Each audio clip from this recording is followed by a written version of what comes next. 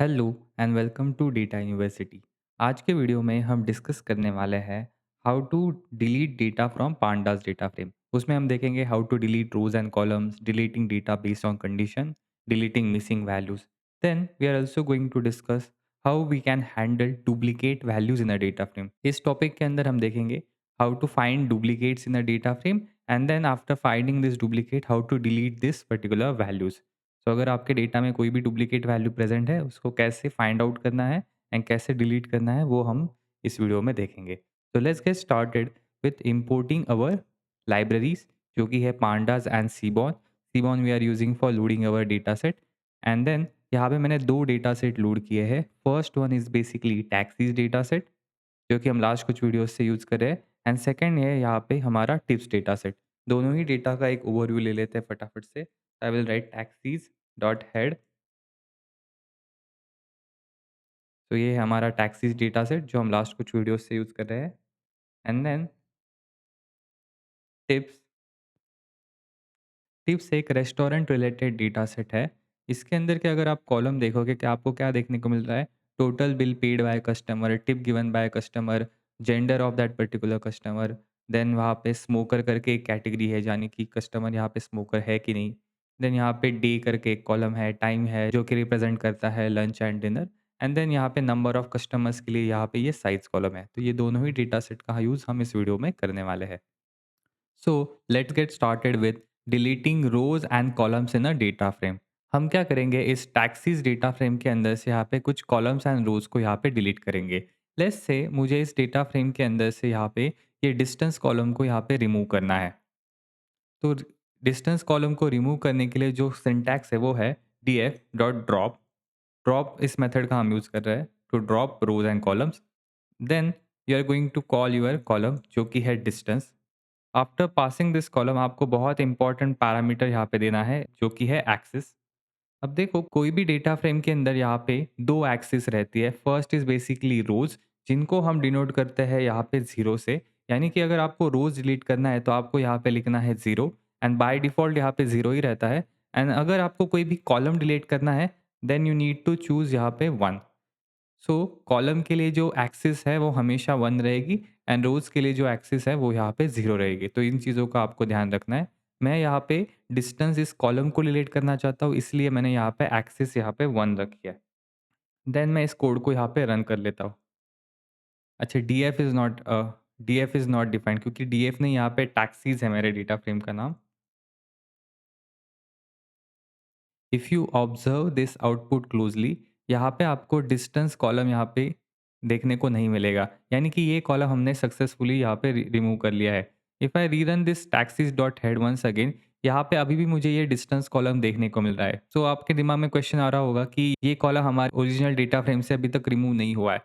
तो देखो, होता क्या है कि ड्रॉप मेथड आपको सिर्फ एक व्यू देता है, टेम्पररी व्यू, कि आपका डेटा डिलीट होने के बाद ऐसा लगेगा। अगर आप चाहते हो कि आपके ओरिजिनल डेटा फ्रेम में भी ये चेंजेस रिफ्लेक्ट हो, तो आपको इसके अंदर एक पैरामीटर देना है जिसका नाम है यहाँ पे in place is equal to true. If you write this and then यहाँ पे मैं टैक्सीज डॉट हेड को रन करूँगा। आप देख सकते हो कि यहाँ से अभी ये डिस्टेंस कॉलम परमानेंटली डिलीट हो गया है। You need to write in place is equal to true to permanently delete your column. अब हम क्या करेंगे, एक से ज़्यादा कॉलम इस डेटा फ्रेम से रिमूव करके देखेंगे।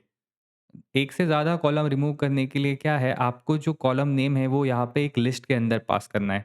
सो मैं ये कोड को एज इट इज़ लिखूंगा, एंड ये in place is equal to true को मैं यहाँ पे हटा देता हूँ।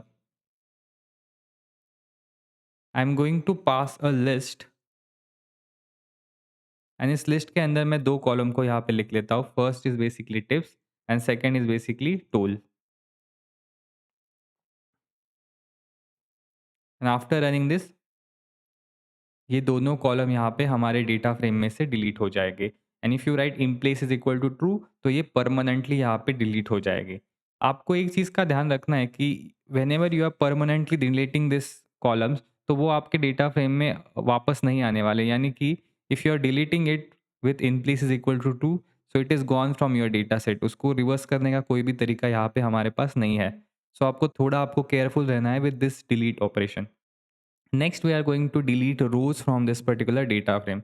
सो will start with removing few rows. Let's assume कि यहाँ पे मुझे 0 एंड 4th नंबर की रो यहाँ पे इस डेटा फ्रेम में से रिमूव करनी है। तो उसके लिए जो कोड है it's very similar to what we have seen for column. You are going to write taxis dot drop, then you are going to pass index. तो आपको क्या करना है, इंडेक्स एक लिस्ट के अंदर पास करना है 0 and 4, and then you are going to write axis. इस बार एक्सिस के अंदर आपको यहाँ पे 0 दिखना है, 0 क्योंकि रोज को रिप्रेजेंट करता है। एंड आफ्टर रनिंग दिस हमारे डेटा फ्रेम में से 0th नंबर की रो यहाँ पे रिमूव हो गई है एंड 4th नंबर की रो भी यहाँ से डिलीट हो गई है। अभी हमारे ओरिजिनल डेटा फ्रेम में ये चेंजेस रिफ्लेक्ट नहीं होंगे। अगर आप चाहते हो कि ये चेंजेस हमारे ओरिजिनल डेटा फ्रेम में हो तो आप यहाँ पे in place is equal to true दे सकते हो। आप यहाँ पे एक से ज़्यादा रोज को रिमूव करने के लिए स्लाइसिंग ऑपरेशन का भी यूज़ कर सकते हो। उसका भी एक एग्जांपल मैं आपको दिखाता हूँ। Let's say you want to delete rows starting from 0 till 20।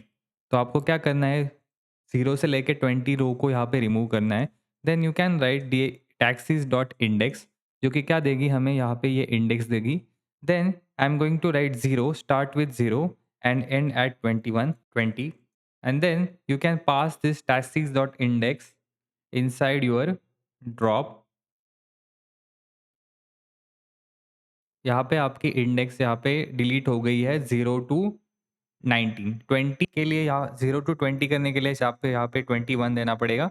Then यहाँ से 0 से 20 तक यहाँ पे ये रोज डिलीट हो जाएगी। तो इस तरीके से आप नंबर ऑफ रोज को भी इस स्लाइसिंग ऑपरेशन के थ्रू डिलीट कर सकते हो। आप कोई पर्टिकुलर रो को भी यहाँ पे डिलीट कर सकते हो। मेथड यहाँ पे सेम रहेगी।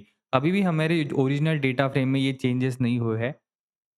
अगर आप चाहते हो कि ओरिजिनल डेटा फ्रेम में भी ये इंडेक्स डिलीट हो जाए तो आप यहाँ पे in place is equal to true लिख सकते हो।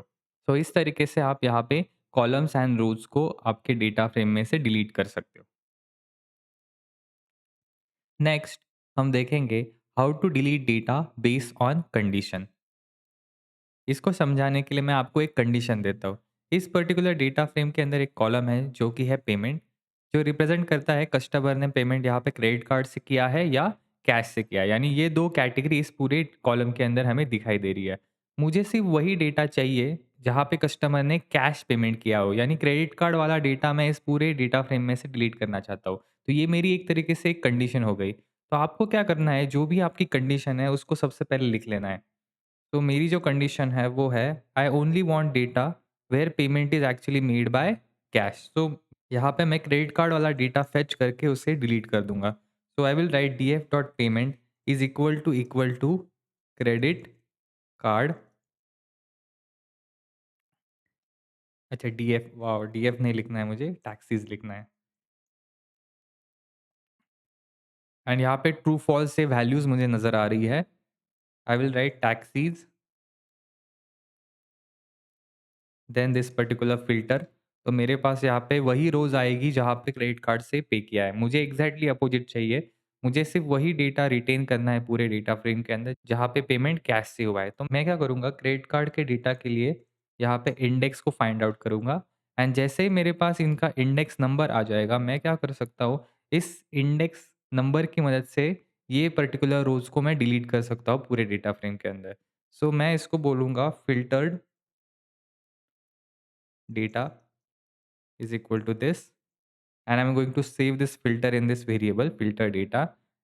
Then I'm going to call my taxis dot drop method, and drop method के अंदर मैं क्या करूँगा, ये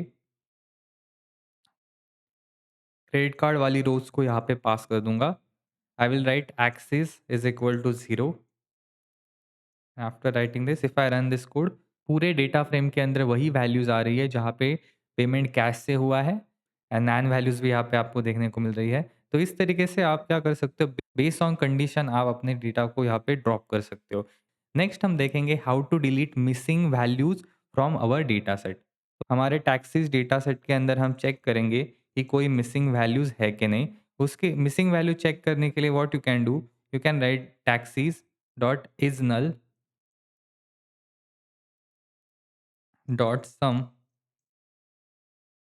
ये क्या देगा आपको, आपके पूरे डेटा फ्रेम में यहाँ पे कोई भी नल वैल्यूज़ है कि नहीं वो देगा। जैसे कि आप देख सकते हो कि इन 5 कॉलम्स के अंदर यहाँ पे मुझे नल वैल्यूज़ देखने को मिल रही है। हमारा टास्क क्या है कि आपको ये पूरे डेटा फ्रेम के अंदर से यहाँ पे ये नल वैल्यूज़ को रिमूव करनी है। यानी कि जो भी रोज़ इन नल वैल्यूज़ को होल्ड कर रही है, उन सारी नल वैल्यूज़ को आपको यहाँ पे डिलीट कर देना है। उसके लिए जो सिंटैक्स है वो बहुत ज़्यादा सिंपल है। You just need to write taxis and then जो मेथड का नाम है वो है ड्रॉप एनए